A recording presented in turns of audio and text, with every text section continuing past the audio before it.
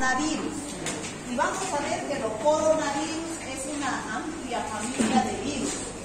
Aquí vamos a ver de los antecedentes. Bueno, hay dos términos: COVID-19 y SARS-CoV-2. ¿Qué diferencia hay? Este es el microorganismo, el virus, y esta es la enfermedad infecciosa llamada COVID-19. ¿Por qué se llama COVID? Porque es producida por un virus de la familia Coronaviridae. Coronaviridae, ¿no? Coronaviridae. ¿Ya? Vamos a hablar de antecedentes, cómo surgió la enfermedad, del agente etiológico que es el SARS-CoV-2, de la clínica del COVID-19, la epidemiología, es decir, cómo se produce la cadena de transmisión, qué métodos de diagnóstico, esto más lo van a hablar en práctica, y algo del tratamiento y prevención, que no hay mucho que hacer, ¿no es cierto?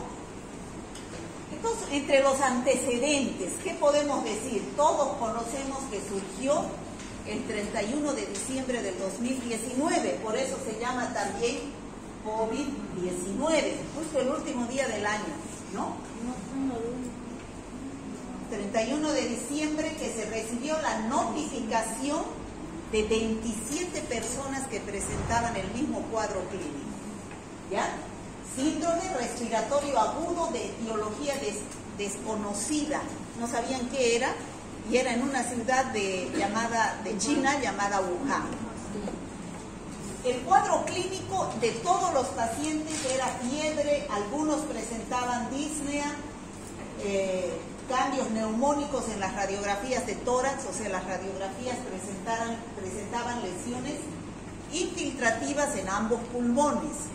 Entonces, eso llamó la atención. Todos tenían, esto es la clínica, ¿no es cierto? ¿Esto qué es? La epidemiología. Se les preguntaba a todos y todos tenían algún antecedente en común, de que habían ido al mercado de productos marinos de la ciudad de Wuhan y donde en ese mercado se comercializaba animales. Como todos venían de ese mercado, habían tenido contacto con ese mercado, se cerró el 1 de enero del 2020. ¿Ya?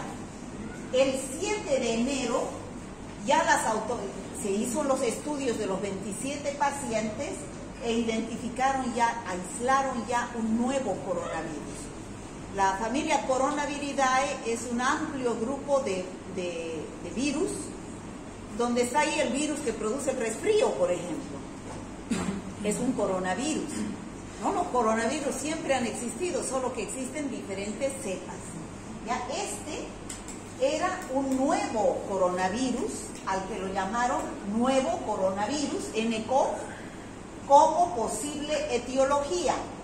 Se descartó que sea el SARS-CoV, que ese se lo aisló en el año 2002, que producía el síndrome respiratorio agudo severo en el Asia. El MERS-CoV, que era otro coronavirus, que se aisló en Arabia Saudita, que producía también una enfermedad tipo neumonía, que venía de los camellos, de los ¿qué se llaman los camellos? ¿A qué grupo pertenecen? Camélidos, pero son marsupiales, ¿no? ¿Qué son los marsupiales? Son los que tienen el saco donde llevan a sus crías, los koalas, los canguros. Los canguros, ¿no? Pero no sé, MERS viene de... Bueno, viene de esos lugares, de Arabia Saudita, ¿no? Que producían también signos y síntomas parecidos a una neumonía. Producían infecciones respiratorias virales, pero este era un nuevo virus, no era ni el SARS-CoV, que producía el síndrome agudo respiratorio severo del 2002, ni tampoco era el MERS-CoV, que producía el síndrome respiratorio en Arabia Saudita, que se descubrió el año 2012. Este era un nuevo coronavirus al que se le dio el nombre de SARS-CoV-2. En China, este es un resumen hasta el 21 de enero. En China ya se detectaron 258 casos en Wuhan, 14 casos en otras ciudades de China, en Beijing, Shanghái, ¿no? En Japón un caso, pero todos tenían relación con China, ¿no? En Tailandia 2 casos importados desde Wuhan, o sea, al hacer estudios epidemiológicos todos venían de China y específicamente de la ciudad de Wuhan. Entonces ese era un antecedente epidemiológico de que estábamos hablando de la misma cepa, el mismo serotipo de coronavirus. Y en Estados Unidos un caso importado también de Wuhan, China. China reportó casos de neumonía de causa desconocida el 31 de diciembre, ya lo dijimos. El 7 de enero se aisló ya la nueva cepa, que se le llamó nuevo coronavirus del 2019, que fue identificado y se comparte ya la secuencia genética con todos los países. Se hizo estudios de biología molecular y en otros países ya empezaron a investigarlo, todos los posibles cuadros que pudieran tener para que sepan si se trataba de la misma cepa que se había aislado en China. Por eso ellos te compartieron la secuencia genética de los nucleócidos que formaban parte del núcleo del coronavirus, que se había descubierto recién. La primera transmisión humano a humano fuera de China fue en Vietnam, y en la OMS el 30 de enero ya declara un brote. Se declara la pandemia el 11 de marzo del 2020. Ya se dice, hay pandemia y empiezan a cerrarse las fronteras. Los 10 países con más casos en el mundo hasta el año 2021 fueron Estados Unidos, la India, Brasil en Latinoamérica, Rusia, Reino Unido y así los países de Europa. Pero Estados Unidos fue el país que más casos tuvo de COVID-19. ¿Cómo es el agente biológico? Ya dijimos, pertenece a la familia Coronaviridae, la subfamilia Orthocoronaviridae. Los géneros, hay varios géneros: alfa coronavirus, beta coronavirus, gamma coronavirus y delta coronavirus, de acuerdo a la secuencia genética de sus nucleócidos que tiene su ácido nucleico. Los alfa y beta coronavirus infectan solamente a los animales, a los mamíferos, y son responsables de infecciones respiratorias en humanos, es decir, que nos vienen las infecciones de los animales.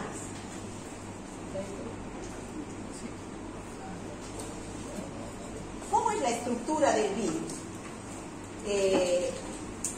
Su ácido nucleico es un ARN, tiene su cápside, tiene sus capsómeros y tiene sus glicoproteínas, ¿no? Aproximadamente es un virus de mediano tamaño, mide entre 50 a 200 nanómetros. Sabemos que los más grandes, los virus de la viruela, miden 300 nanómetros. Y los más chicos, que son los parvovirus, miden 20 nanómetros. Entonces, este es un virus tamaño medio, mediano.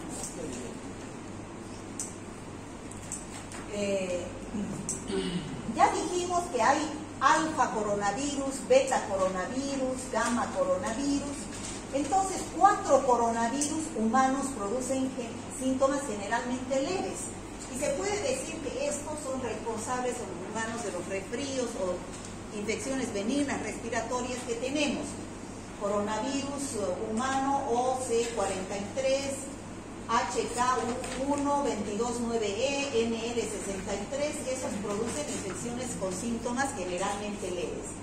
Estos 3 fueron los que produjeron infecciones graves que también pertenecen a la familia de los coronavirus. Como les dije, en el año 2000, este es del año 2012, el síndrome respiratorio de Oriente Medio, de ahí viene MERS, de Oriente Medio, ¿ya? O sea, fue en la Arabia Saudita, en los países del Medio Oriente, ¿no? Es un beta coronavirus. El que produjo el SARS, que es el síndrome respiratorio agudo severo en el Asia en el año 2002, también es un beta coronavirus. Y el que produjo la pandemia del 2019 también es un beta coronavirus, al que se le dio el nombre de SARS-CoV-2 para no confundirlo con el SARS-CoV del año 2002. O sea, fíjense, casi cada 10 años fue que surge una nueva cepa, ¿no es cierto? Hemos dicho que eso es en el virus de la gripe, pero yo me imagino que aquí también se aplica. Cuando hay variaciones mayores del virus, genéticamente hablando, se producen pandemias, porque es un nuevo virus que surge, donde nuestro sistema inmunológico no está preparado para recibirlo, ¿no? En cambio, cuando hay mutaciones menores del virus, son sobre el mismo virus, que es, así como estamos teniendo con el SARS-CoV-2, que surgen nuevas cepas, la cepa Omicron, la cepa de Manaus, que es la cepa brasilera, la cepa de la India, o sea, surgen nuevas cepas, pero por variaciones menores del virus que dan lugares a epidemias, que son las olas, ¿no? En cambio, aquí surgen pandemias de virus de la misma familia, que son la Coronaviridae, que dan saltos grandes, genéticamente hablando, que dan lugares a las pandemias, ¿no? Así es que surgieron las pandemias de influenza y también de COVID. Este SARS-CoV-2, ya dijimos, pertenece a la familia Orthocoronaviridae. Se presentan especies en animales y en humanos. Tiene ARN y tiene proteínas estructurales como la proteína M, tiene la proteína N, y lo que más tiene una envoltura que es su cápside con sus capsómeros, pero lo más importante son sus glicoproteínas, y en especial una glicoproteína que se llama proteína S, que viene de proteína spike. S. ¿Qué quiere decir spike? Espina. Espiga o espina. Espina es spike. Bueno, en español decían que es espiga, ¿no? Y en inglés es spike, pero nosotros decimos proteína S. Y de ahí es donde se prepara la vacuna, muchas de las vacunas que tenemos que son la vacuna de Pfizer, la vacuna de Moderna, se preparan a base de la proteína spike, ¿ya? No son virus enteros. Este es el agente etiológico que, si ustedes pueden ver, recibe el nombre de la familia coronavirus porque tienen su similitud con una corona, ¿no? Todos parecen una corona por las glicoproteínas que tienen. Así se observan en un microscopio electrónico. Entonces, la replicación del virus, como de todos los virus, sucede de la misma manera. Este virus, que es el virus SARS-CoV-2, ingresa a una célula. ¿Cuál es la célula que más le gusta al virus?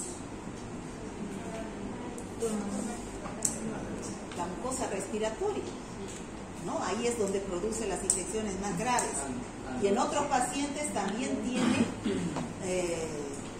predilección por las células del epitelio intestinal, porque han habido casos en que se han producido diarreas, ¿no?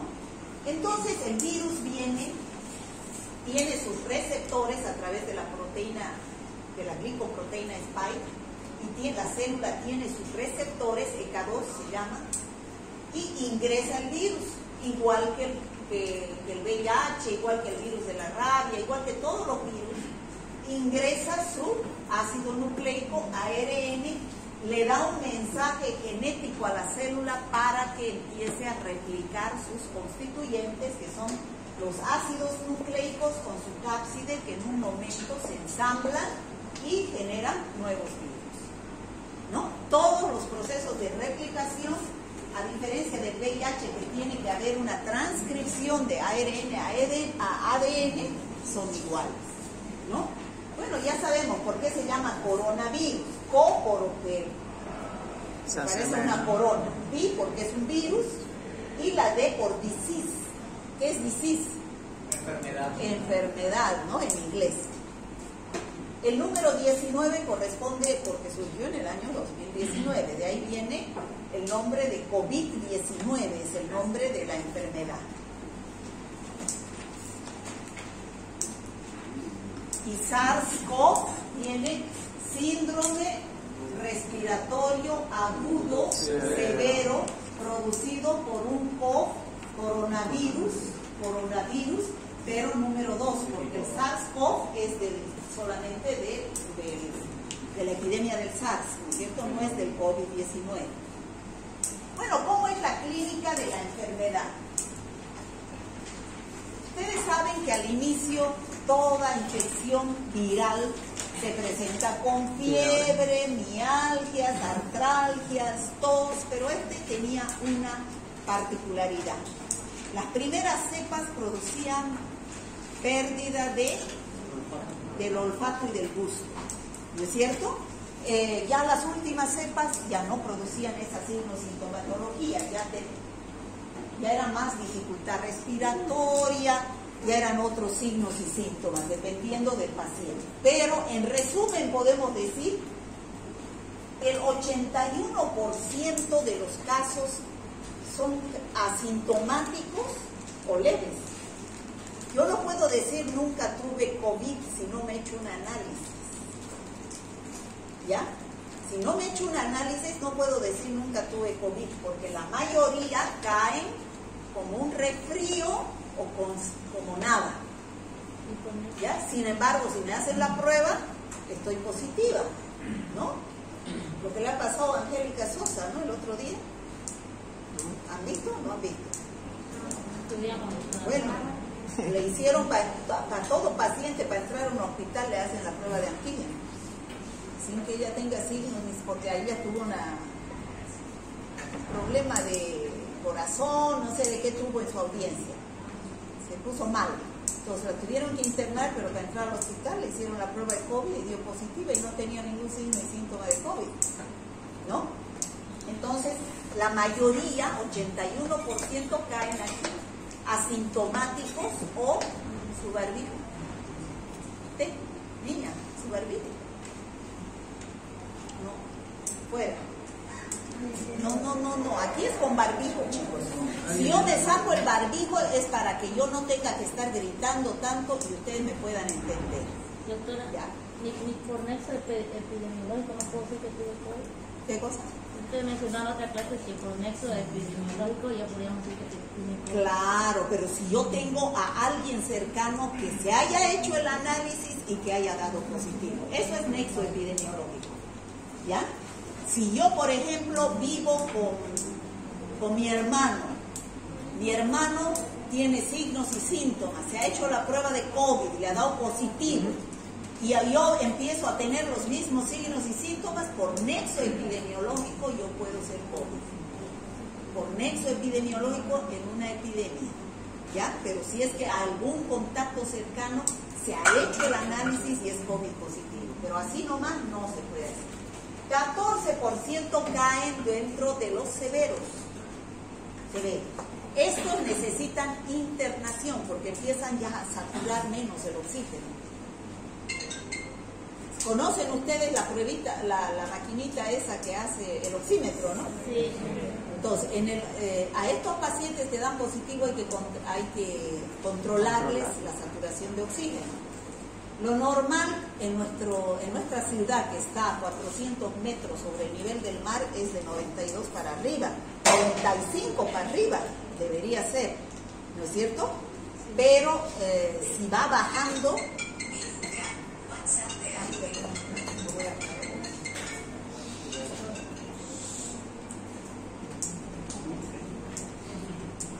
deficiencia respiratoria, entonces hay que internarlos. Ya tienen insuficiencia respiratoria porque su saturación de oxígeno bajó, entonces hay riesgo de que pueda haber un compromiso pulmonar o ya se le hace una radiografía, ya está con algún porcentaje de los pulmones tomados. Entonces necesita internación para no caer en ese 5% que ingresan ya a una sala de terapia intensiva. Ese 5% son críticos que ingresan a una sala de terapia intensiva porque muchos se dejaron, ¿no?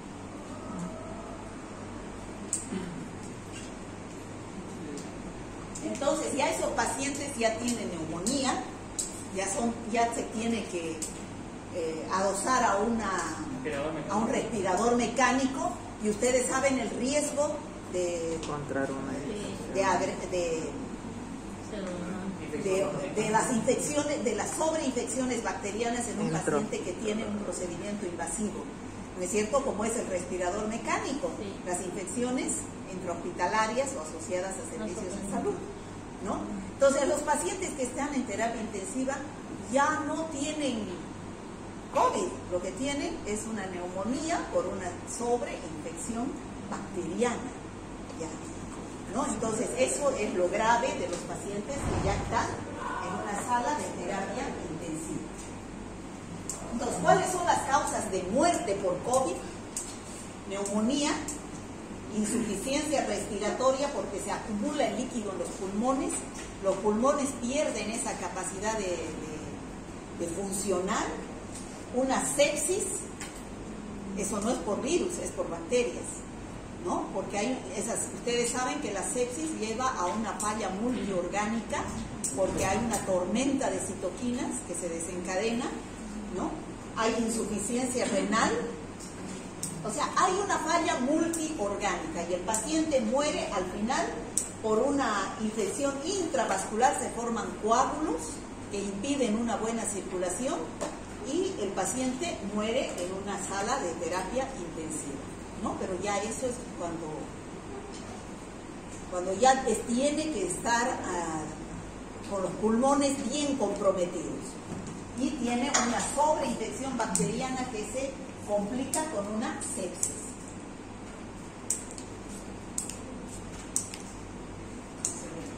Entonces aquí tenemos que la enfermedad pasa por 3 fases.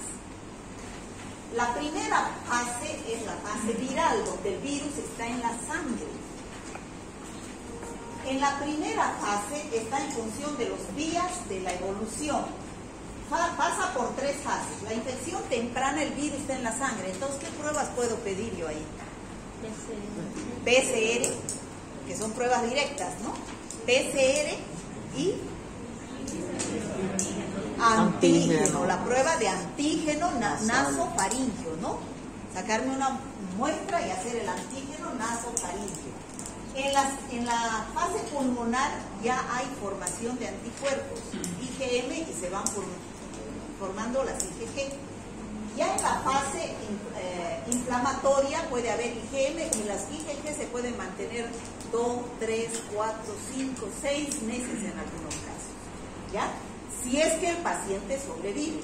Si el paciente no sobrevive, entonces aquí se acaba el COVID, ¿no?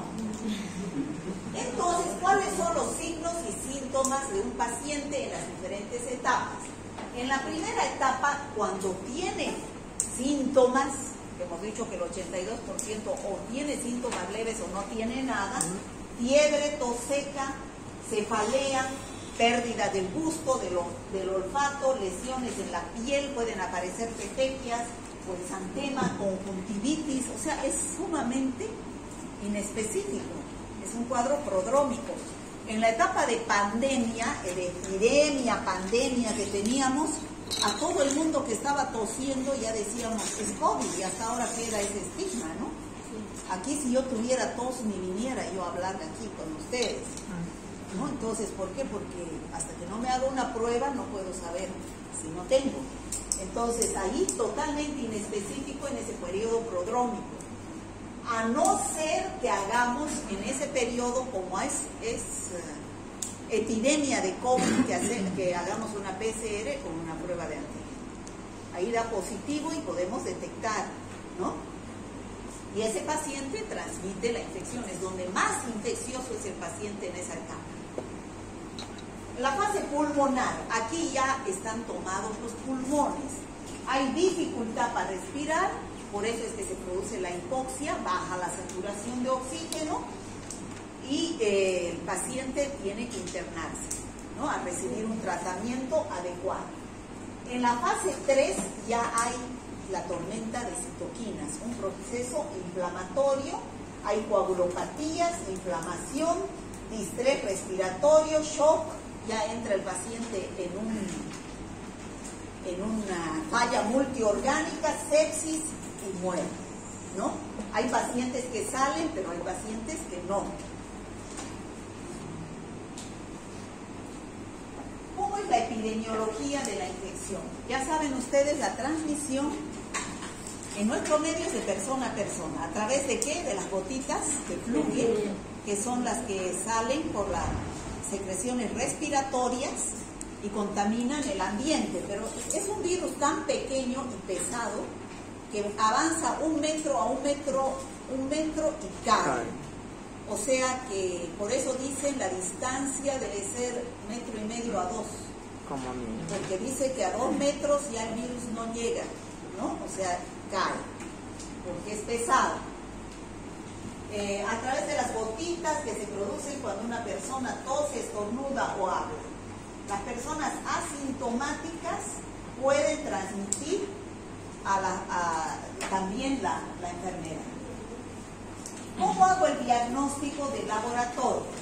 Ya dijimos que hay métodos directos e indirectos. Y hay métodos indirectos. Que les quede eso claro. Los directos buscan al virus o partes del virus. Y los indirectos buscan a los anticuerpos. ¿Cuáles son estos? PCR-RT. En tiempo real es la más, esta es la prueba de oro, la más sensible y específica, pero la más cara también, la más costosa y tarda más. En cambio, la prueba de antígeno, inmunocromatografía se llama. Inmunocromatografía, pero de antígeno, esa prueba da en 15 minutos, 10 a 15 minutos ya da un resultado, aunque no es tan sensible y específica como una PCR. En cambio, para detectar anticuerpos están las pruebas de ELISA, que detecta IgM en el periodo agudo, e IgG como cicatriz serológica. No hay cronicidad en el COVID, por si acaso, no hay COVID crónico. COVID es una infección aguda, no dura 1 mes, 2 meses, ni idea, ¿ya? Entonces, si hay IgG, quiere decir que el paciente es un paciente que tuvo ya cruzado con la enfermedad, pero nunca digan COVID crónico, por favor. Cicatriz serológica, ¿qué quiere decir? Que ha tenido la enfermedad, ¿no? Pues también hay la prueba de... ¿Qué se llama? La prueba de... Ay, lo olvidé.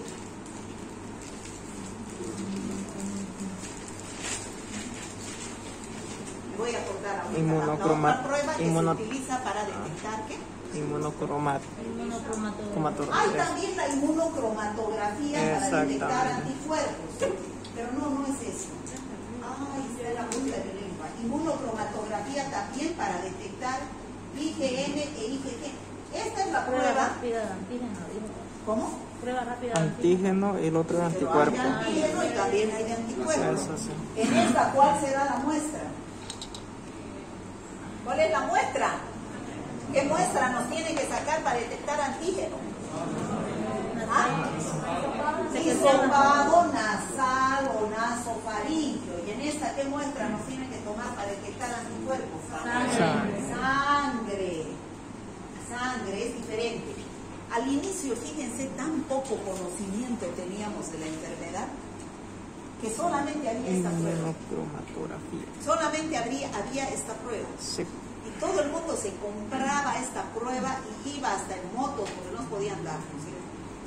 Hasta los enfermeros de las farmacias, todo el mundo se compraba esta prueba y iban a hacer las pruebas a los domicilios, a las casas, cobraban creo que 150, 200 pesos, carísimo, cobraban esta y no servían de nada. ¿Por qué les digo de nada? ¿Por qué? Porque estas son las etapas de la enfermedad, ¿no es cierto? Aguda. Esta es la etapa reciente, fase 1, la más grave, la fase 2 y la fase 3. Esta solamente da positiva por acá. O sea que si daba negativa, todo esto no lo comíamos.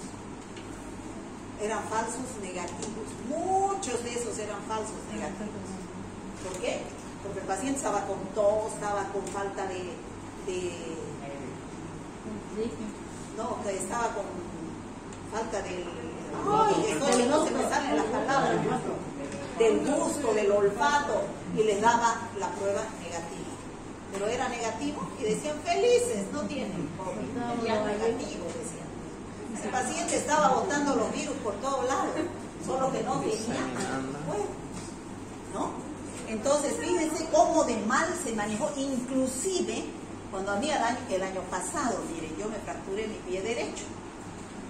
Y en febrero del año pasado, del 2021, fui al hospital a que me saquen la radiografía y vieron que tenía fractura, ¿no? Y que me tenían que operar. Para que ingrese al hospital, al petrolero, a la caja petrolera, me sacaron la prueba de sangre para VIH. Yo para VIH, que para COVID. y entonces yo digo, pues, ¿y por qué me están sacando? A dar negativa la prueba puede entrar a cirugía.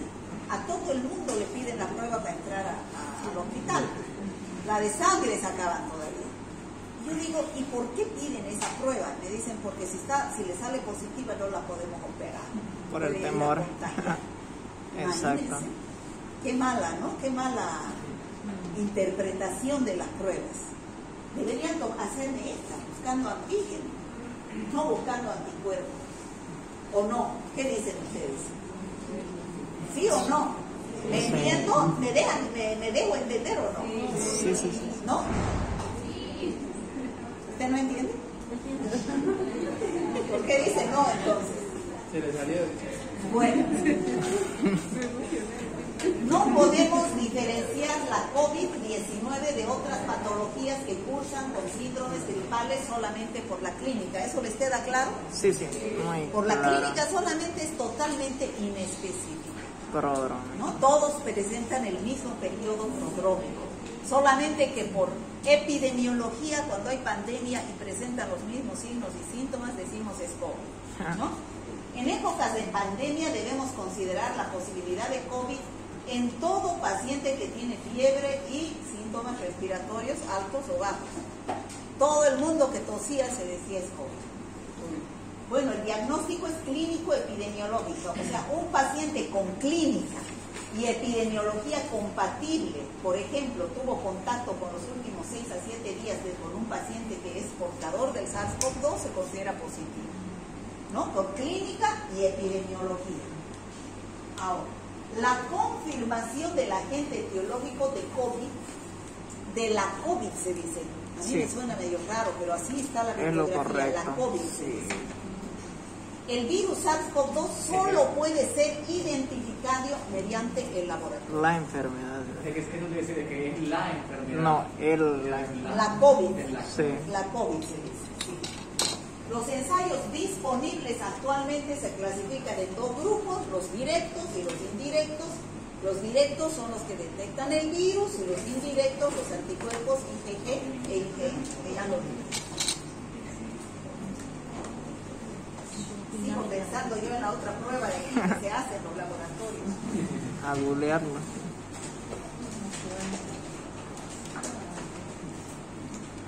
A ver cuáles son las pruebas, busquen. Está en la punta de mi lengua. Pruebas indirectas fuera de la ELISA, hacen todos los laboratorios, incluso sacan cuantitativo, cantidad de anticuerpos. No solamente dicen positivo o negativo, dan el número de anticuerpos que hay, la concentración de anticuerpos. No me acuerdo. Ahorita no se me sale. Bueno, entonces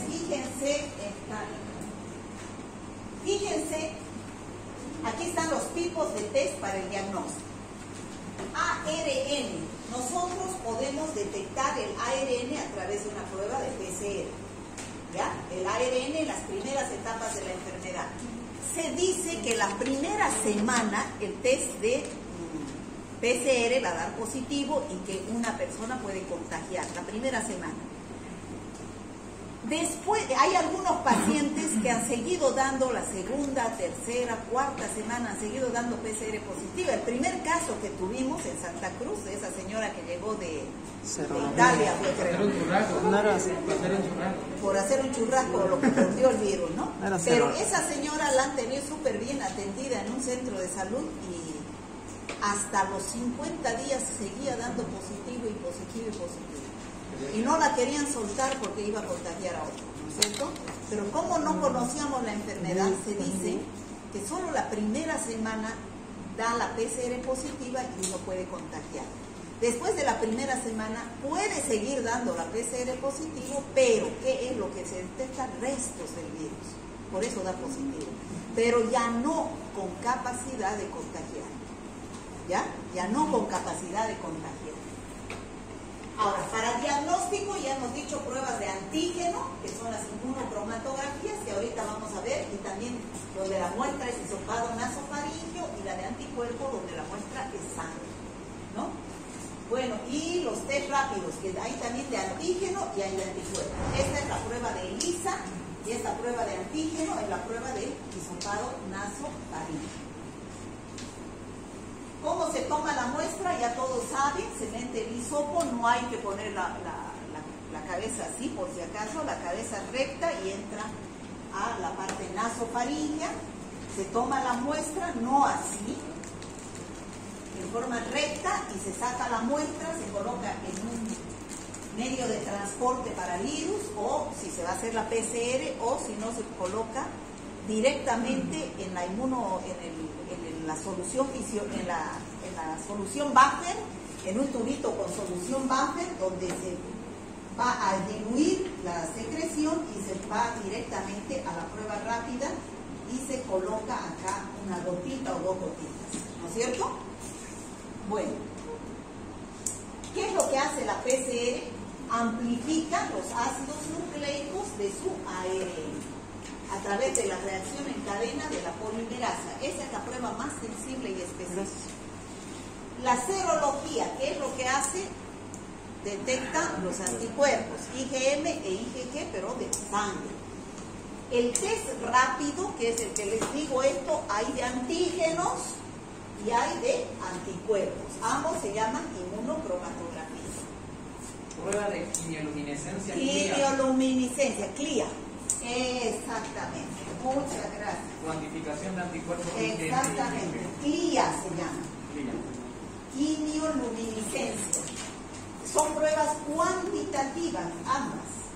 Cuantitativas, la concentración de anticuerpos, ¿no? Cantidad de anticuerpos. ¿Ya? CLIA. Quimioluminescencia. Bueno, entonces esto más lo van a ver en la parte práctica, en función de los días de la enfermedad.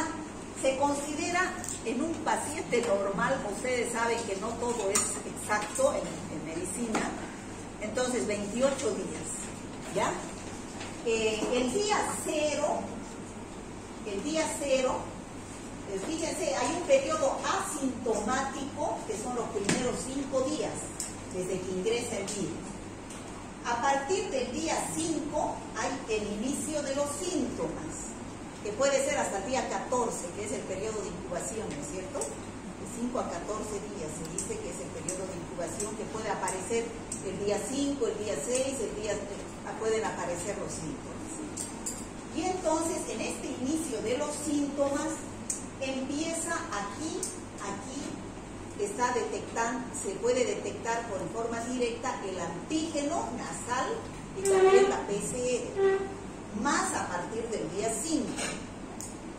A partir del día 7 recién sube la IgM, pero está un tiempo y baja, en el día 21 ya no hay nada de IgM.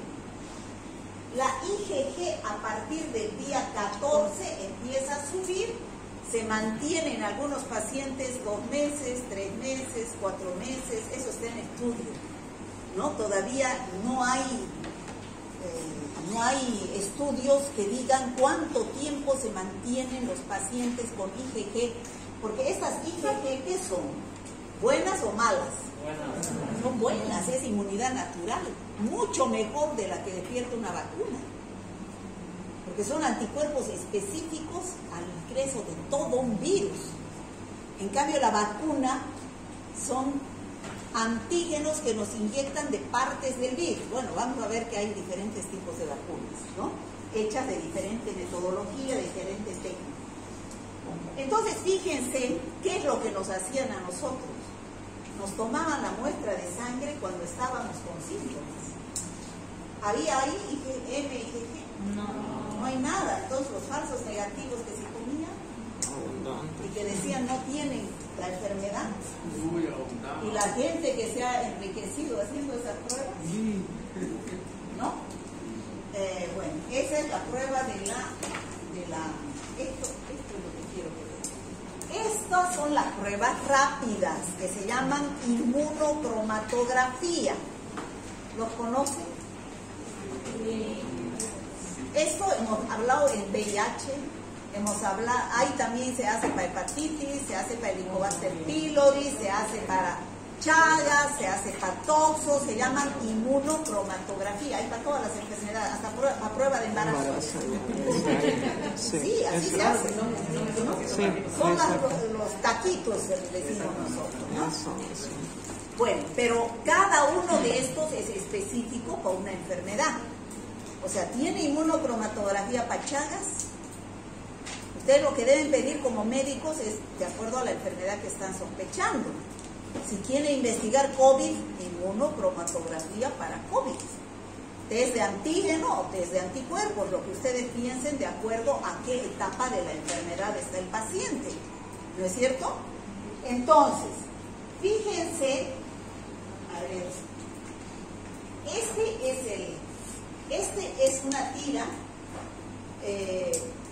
que en el caso del COVID tiene 3 marcas, una C que es control, una G que es anticuerpos IgG, una M que es anticuerpos IgM. ¿Ya? En cambio, las otras enfermedades es solamente uno.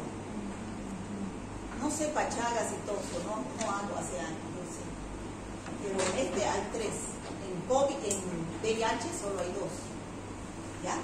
Entonces, si nosotros ponemos aquí la muestra, en este huequito de aquí, en este, ahí es donde pone la muestra, ¿ya? Colocamos una gotita a la muestra del paciente. Si es antígeno, vamos a colocar de la nariz. Si es anticuerpo, vamos a colocar sangre o suero. Va a ir corriendo la muestra. Si es antígeno, por ejemplo, si es antígeno, ¿qué es lo que va a tener el reactivo? Adentro. Anticuerpo. Entonces va a ir corriendo hasta encontrar a su anticuerpo. Si hay anticuerpo, se va a formar otra rayita así como esta. ¿Entienden? Sí. En el caso del COVID, si hay IgG, se forma una rayita en IgG, y si hay IgM, en IgM. Entonces, ¿esta qué quiere decir? Que el reactivo está bien y que el paciente es negativo. No tiene ni IgM ni IgG, pero sí el control da positivo. Está bien el reactivo. Ese es mi control. ¿Se entiende? Sí. También cuando ustedes quieran hacer el método, ¿no? Este quiere decir que este paciente, el reactivo está bien. Tiene IgM y IgG. ¿En qué periodo estará este paciente? Tiene IgM e IgG. Debe estar entre el día 7 y el día 21, porque hay IgM y hay IgG. ¿No es cierto? Puede estar entre el día 7 y el día 21. Tiene los 2 anticuerpos. Habría que ver si tiene antígeno. Si antígeno da negativo, entonces está más avanzada, no está en la primera semana. ¿Ya? Aquí, ¿qué es lo que da? Control positivo, está bien el reactivo, solo da IgG. ¿Qué es este paciente? Paciente recuperado. Aguda. Paciente con infección. Paciente recuperado, paciente con infección pasada.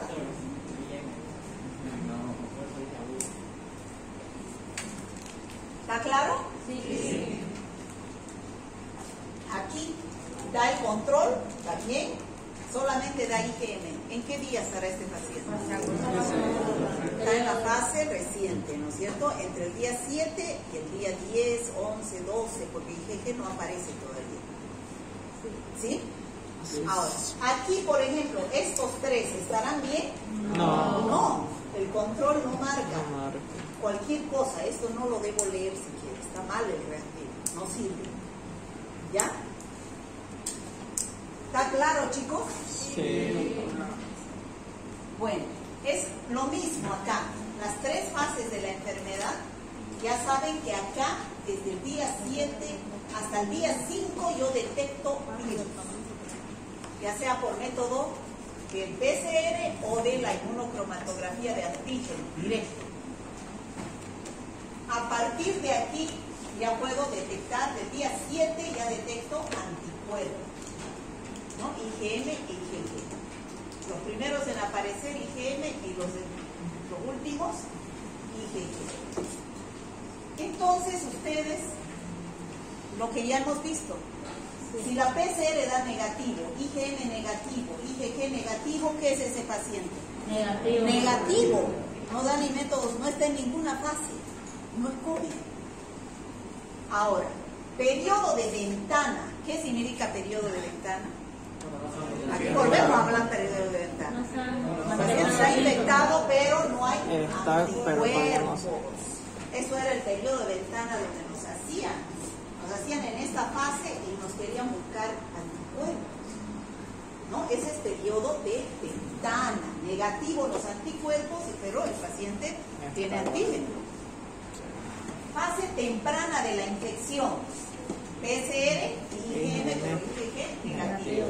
Hasta los primeros 10 días es eso. 10. PCR positivo, IgM positivo, IgG positivo, infección activa. Los tres han dado positivos. O sea, ¿qué quiere decir? Que PCR todavía es un paciente que va a dar positivo después de los 7 días. ¿No?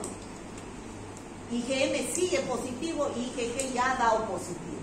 O sea, ese paciente está después de los 14 días, pero sigue infectivo. PCR positivo, IgM negativo e IgG positivo es fase final de la enfermedad, porque ya da IgG, o si no, es otra vez se ha vuelto a infectar el paciente, por eso la PCR está dando positivo. O los restos, o puede ser los restos de un virus que han quedado y se sigue detectando mediante PCR. Ya puede ser. Fase temprana o falso negativo. Aquí PCR negativo, IgM positivo, IgG negativo. Entonces este está entre el día 7 a 10. O sea, es una fase temprana o una PCR negativo. Es un paciente que rápido negativizó su PCR. ¿Ya? Infección pasada y curada solamente da la IgG. Lo que dijimos, ¿no? Y enfermedad en evolución, confirmar con PCR. El que da los dos anticuerpos positivos y la PCR negativa es un paciente que rápido negativizó su PCR. Puede estar entre el día 7 a 21, pero generalmente, como digo, los restos de antígenos pueden seguir dando positivo. Puede que la PCR esté mal, entonces habría que repetir PCR, ¿no? ¿Se entiende, chicos? Sí.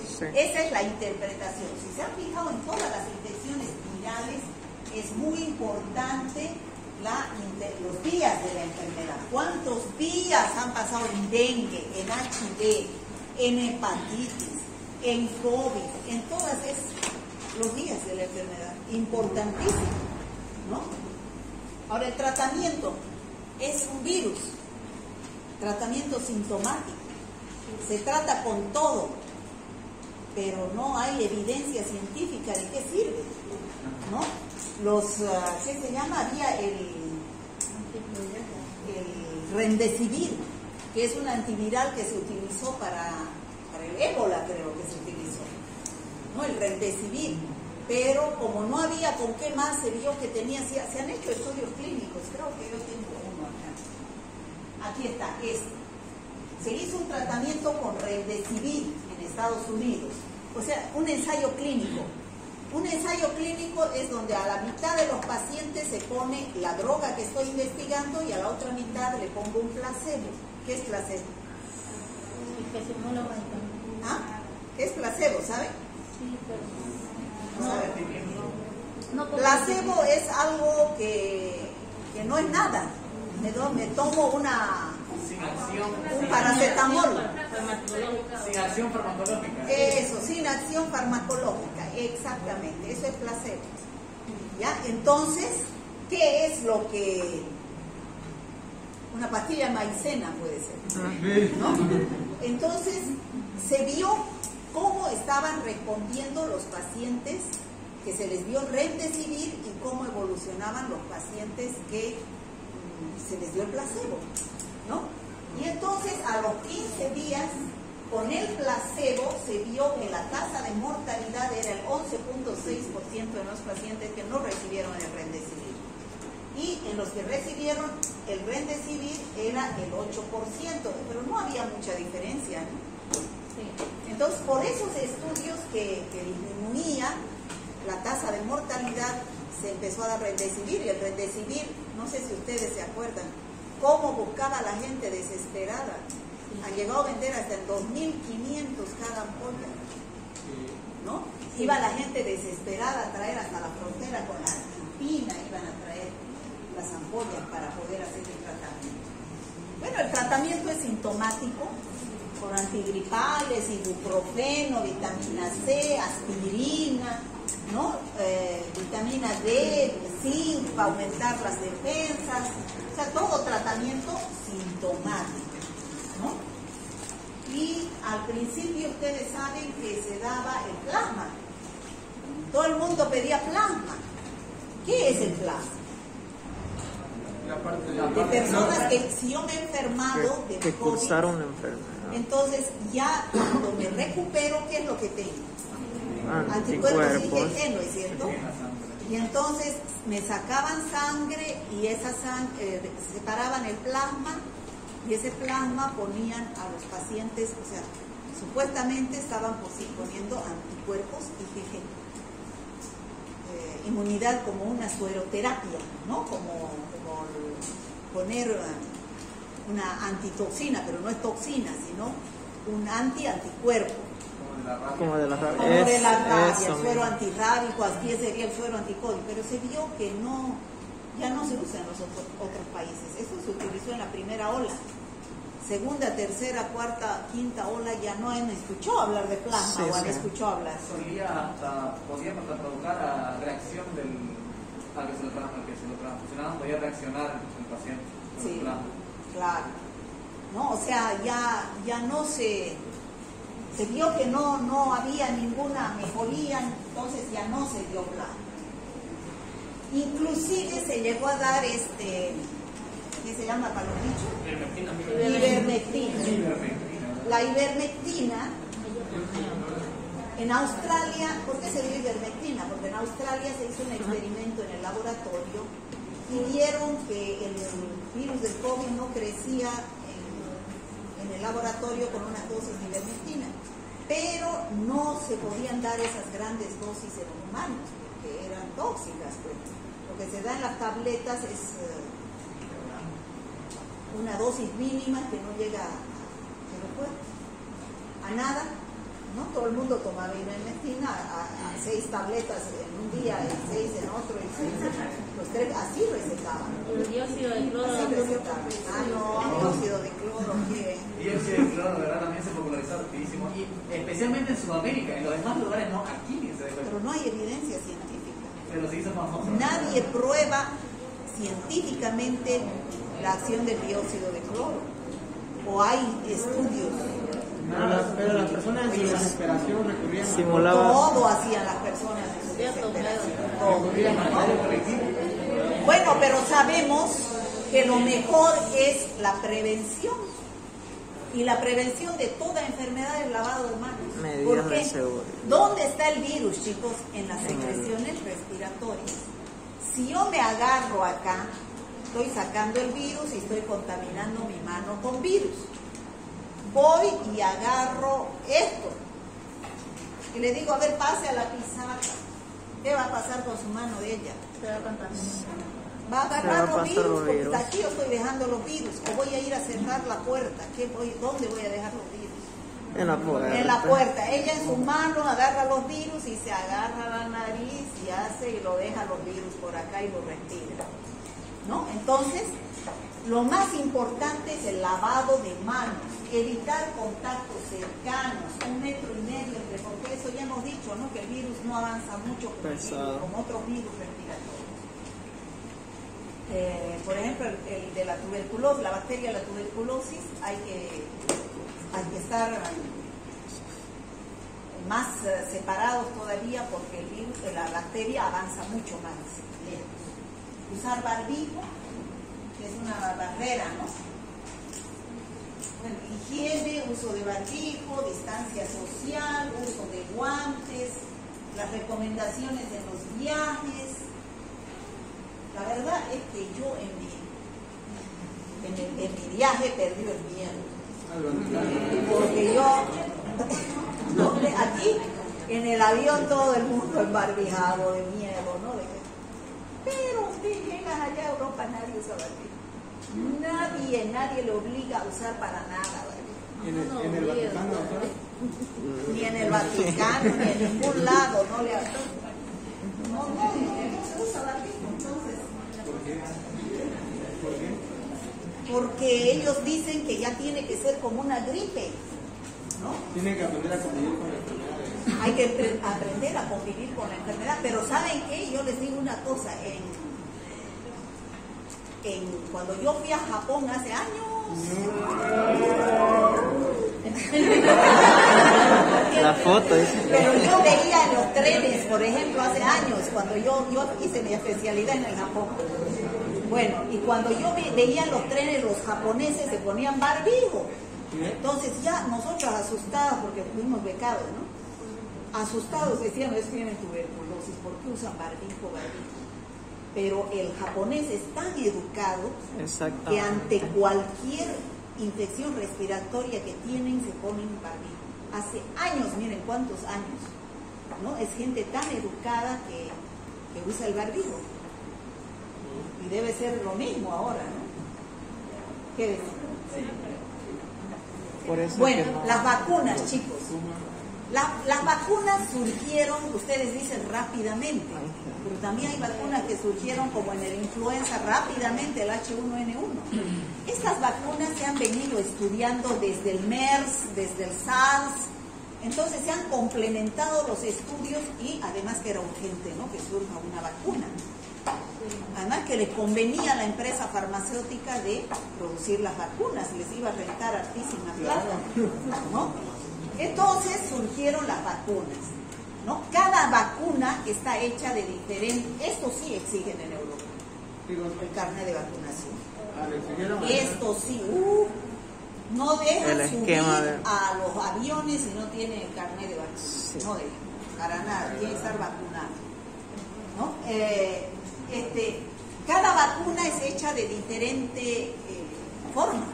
Por ejemplo, la AstraZeneca es hecha en base a un vector viral, es un virus que lo han modificado genéticamente en laboratorio en base a un adenovirus, ¿no? Lo mismo es la otra vacuna, esta Sputnik. Esta no permiten en Europa, la Sputnik porque dice que ¿De no Rusia? está comprobada científicamente. Porque es de No Rusia. dejan entrar a Europa con esto. Es la única que no deja. ¿no? Las mejores que son la Moderna y la Pfizer, porque esas son hechas de un fragmento del virus, de la proteína spike, ¿verdad? La proteína espía. Tienen un 95% de sensibilidad, ¿no? de eficacia, ¿no?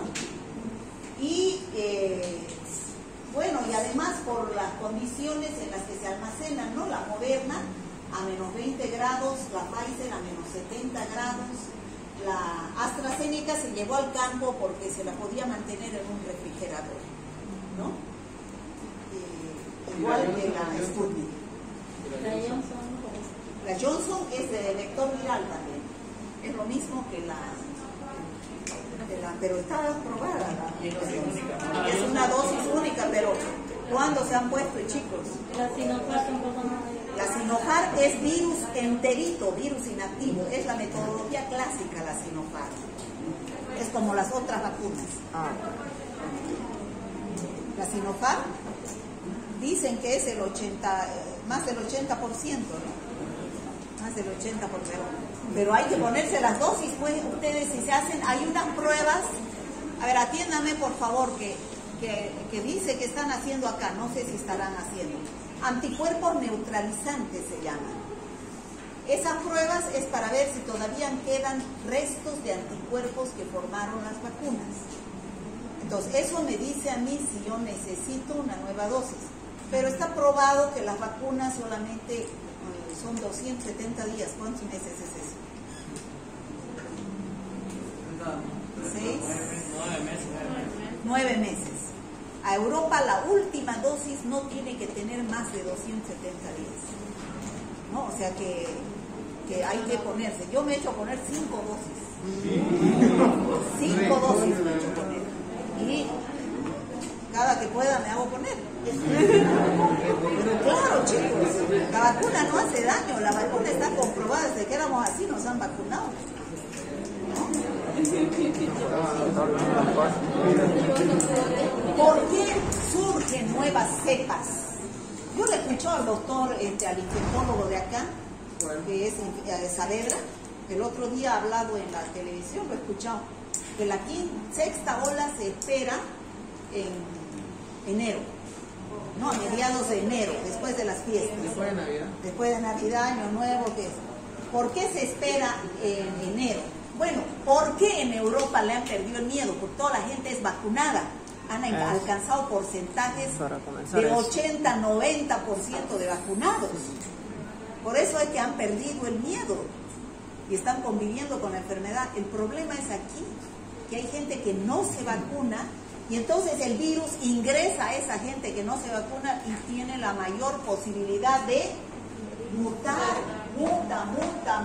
y forman nuevas cepas, ¿no? Entonces, porque hay bajo porcentaje de vacunación en Bolivia, va a haber una nueva ola, ¿no? 56% tiene por lo menos una vacuna.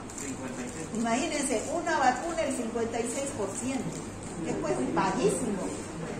Y eso se han vacunado en el año 2020, ¿no? Es por la desinformación que ha habido en las redes también. Por ejemplo, se decía que si te ponían la vacuna, ponían un mensaje y era como una moneda. Pero esos son los antivacunas. Por eso, es por la desinformación que había en las redes sociales. Pero ustedes son estudiantes de medicina. No, pero me refiero a las demás personas. Yo no creo que crean en esas cosas, ¿no? Nos referimos a las demás personas. Las redes sociales. Bueno, ¿qué son las medidas de control que se han aplicado? El aislamiento, todos nos hemos aislado para que no siga la circulación del virus. Se declara cuarentena, es decir, para formar barreras y el distanciamiento, ¿no? Esas son las medidas que se declaran en toda pandemia. Bueno, y la situación actual...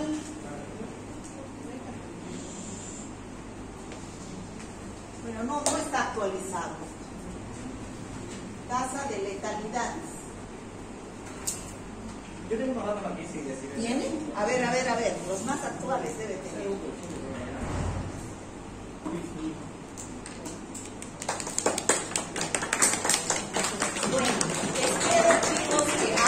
haya quedado del COVID, ¿no? ¿Han aprendido algo? Sí. Bueno, ya saben que así tienen ustedes que... ¿Va a tomar lista? Terminar la grabación.